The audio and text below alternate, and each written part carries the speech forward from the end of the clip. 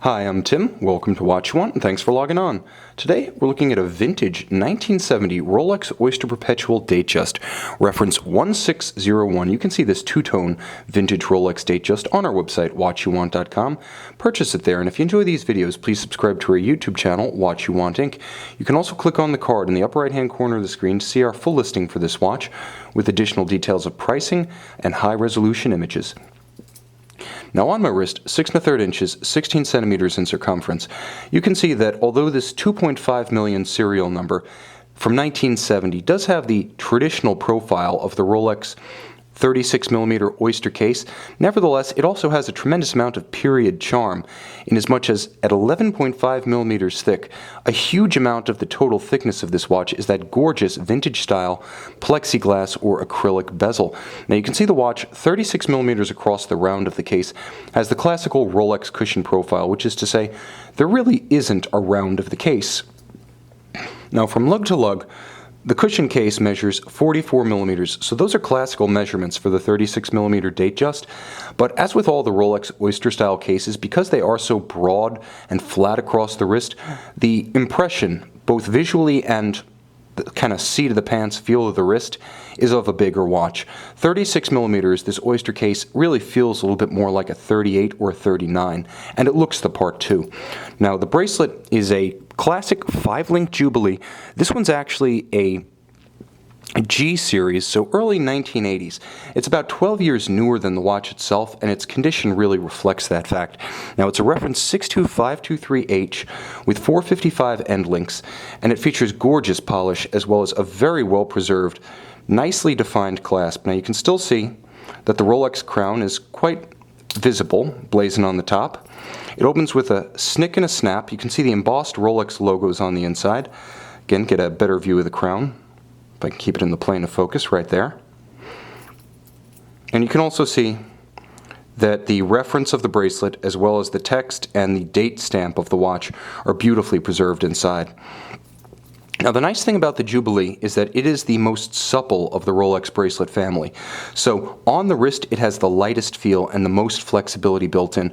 And the nice thing is, even though this one doesn't have any stretch or real signs of aging, because it is a Jubilee, it has a tremendous amount of flexibility as well as spacing between the links to allow the wrist to aerate on a hot day.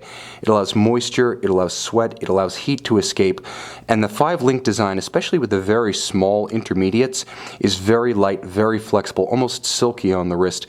You can see on the underside just how broad are the channels in between the links, smartly designed to avoid pinching skin and pulling hair. Now the other nice thing is that a great deal of thought goes into the finish. You can see how the outer stainless steel links are nicely satin finished or brushed across their top, while a high polish has been applied to the outer flanks, the outermost shoulders, and then down the center that gorgeous yellow gold is at a high polish treatment. So it has both differentiation due to differing metals as well as differing finishes.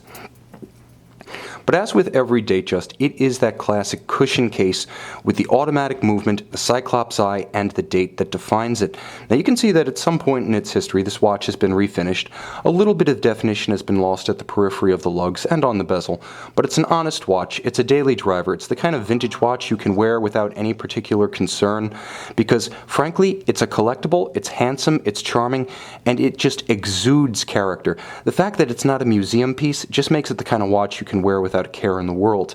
Now the nice thing about it is with that acrylic crystal, you do have gorgeous plexiglass distortion at angles, so you get a little bit of the flavor of a vintage dive watch, and it really adds a lot of charm. It really strikes you as a hallmark of a vintage watch, and so does the tritium across the dial. Now this example has had the tritium reloomed at some point in the past, but the pie pan style 1601 Rolex Blue Wave dial, and you can see it to good effect from this angle, remains original with all applied yellow gold indices, yellow gold hands at center, and of course the yellow gold 5-point Rolex coronet.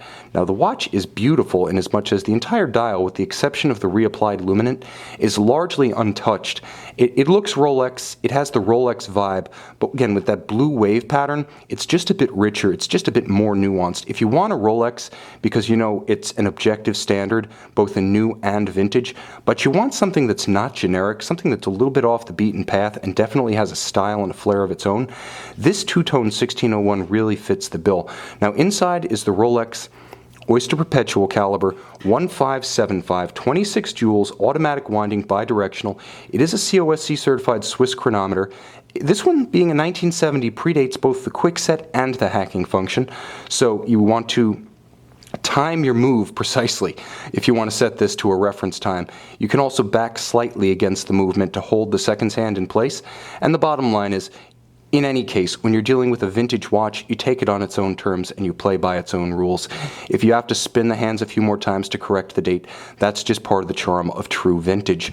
You can get the full true vintage experience with the Rolex pedigree and provenance on our website, Watchuwant.com.